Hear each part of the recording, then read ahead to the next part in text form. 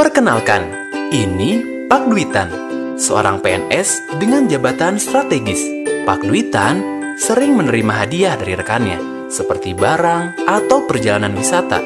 Barang dan fasilitas yang diterima oleh Pak Duitan ternyata merupakan gratifikasi. Lalu, apa itu gratifikasi? Gratifikasi adalah pemberian dalam arti luas, yaitu meliputi pemberian uang, barang, rabat atau diskon, komisi, pinjaman tanpa bunga, tiket perjalanan, fasilitas penginapan, perjalanan wisata, pengobatan cuma-cuma, dan fasilitas lainnya.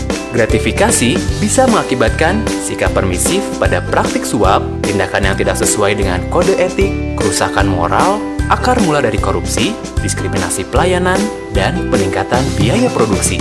Pihak penerima yang dianggap dalam praktek suap gratifikasi adalah pegawai negeri dan penyelenggara negara apabila berhubungan dengan jabatannya dan berlawanan dengan kewajiban tugasnya. Pihak penerima tersebut seperti Presiden, DPR, dan DPRD, Menteri, Gubernur, Wali Kota, Bupati, ataupun penyelenggara negara lain yang sesuai dengan peraturan perundangan yang berlaku.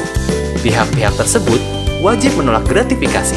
Jika terpaksa menerima gratifikasi, penerima wajib melaporkan praktik tersebut paling lambat 30 hari kerja. Konsekuensi melakukan gratifikasi cukup berat, yaitu pidana penjara maksimum 20 tahun dan pidana denda maksimum 1 miliar rupiah. Dari hal ini, jelas sekali bahwa penerima gratifikasi merupakan salah satu bentuk tindak pidana korupsi. Untuk bisa menghindari gratifikasi, sebaiknya penerima mengidentifikasi dahulu pemberian dengan cara prove it, yaitu P. Purpose atau tujuan. Apakah tujuan dari pemberian tersebut? R. Rules atau peraturan. Bagaimanakah aturan perundangannya? O. Openness atau keterbukaan. Bagaimana substansi keterbukaan pemberian gratifikasi tersebut? V. Value atau nilai. Berapa nilai dari gratifikasi tersebut? E. Ethics atau etika. Bagaimana dengan moral pribadi Anda terhadap pemberian tersebut? I. Identity atau identitas. Apakah pemberian tersebut berhubungan dengan jabatan Anda? T. Timing atau waktu. Apakah pemberian tersebut berdekatan dengan waktu pengambilan keputusan atau perizinan? Jenis hadiah gratifikasi ada yang wajib dilaporkan kepada pihak berwenang. Ada pula yang hanya cukup dilaporkan kepada institusi masing-masing.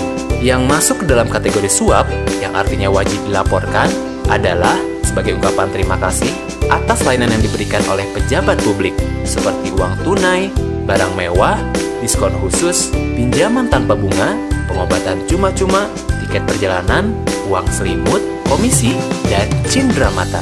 Sedangkan gratifikasi yang cukup dilaporkan kepada instansi masing-masing adalah token gift, yaitu hadiah dalam kegiatan bisnis sebagai representasi institusi dan diproduksi secara massal. Dan ceremonial gift, yaitu hadiah sebagai wujud penghormatan dari instansi satu kepada instansi yang lain, karena hal tersebut hanya berhubungan dengan hukum etika masing-masing. Nah, kita sebagai masyarakat sipil pun tentunya sangat berperan penting dalam upaya pengendalian gratifikasi. Seharusnya, kita sebagai masyarakat tidak memberikan gratifikasi dengan harapan mendapatkan pelayanan khusus dari pejabat publik. Para pengusaha pun diwajibkan untuk menjalankan kode etik bisnisnya dengan tidak melakukan praktek suap dengan harapan dilancarkan proyeknya. Semua elemen masyarakat dapat pula membantu mengendalikan praktik tersebut dengan cara mengawasi dan melaporkan kepada pihak yang berwenang apabila melihat atau merasakan adanya praktik gratifikasi, pemerasan, dan suap.